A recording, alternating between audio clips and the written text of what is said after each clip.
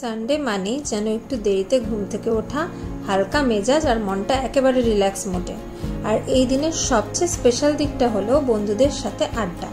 আড্ডাটা যেন একটা ছোট্ট থেরাপি, আমাদের মনটা রিচার্জ করে দেয় পুরো এক সপ্তাহের জন্য। এরমই একটা সানডে স্পেশাল করতে আমরা চলে গেলাম রোহিণীর দিকে।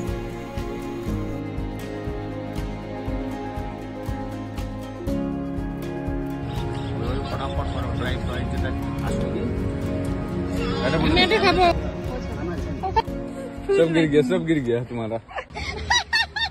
Handshake handshake.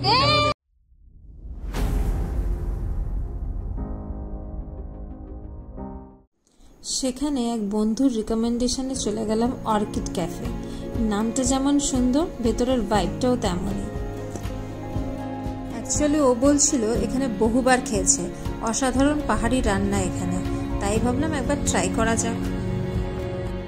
ঢুকতে প্রথমে যেটা চোখে পড়লো, এখানে খাবারের প্রাইস যথেষ্ট রিজনেবল, আর ওনার দাদা হাসি মুখে আমাদের ওয়েলকাম করলেন। আর এই ছোট্ট পুতুল যে সবার কোলে চড়ে সবার মন রক্ষা করলো।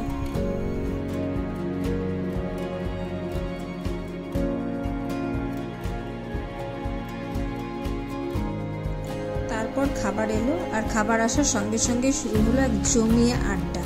প্লেট ভর্তি মোমো, পকোড়া, ওয়াই থুপ্পা, আর তার সঙ্গে আমাদের হাসি, গল্প, স্মৃতি আর ফিউচার প্ল্যান।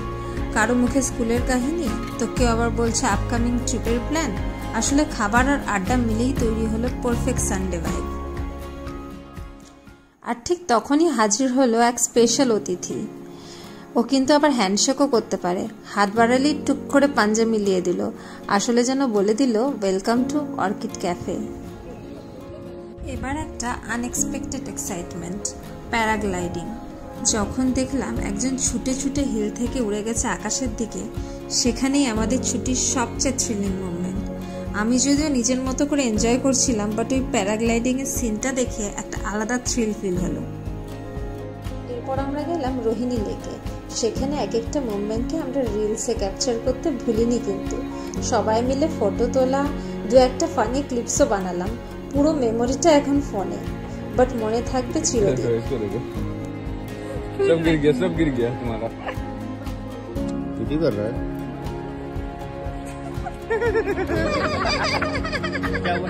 এরকম একটা দিনই তো চাই, নতুন মেমোরিজ আর পুরনো বন্ধুত্বের একটা নতুন চ্যাপ্টার।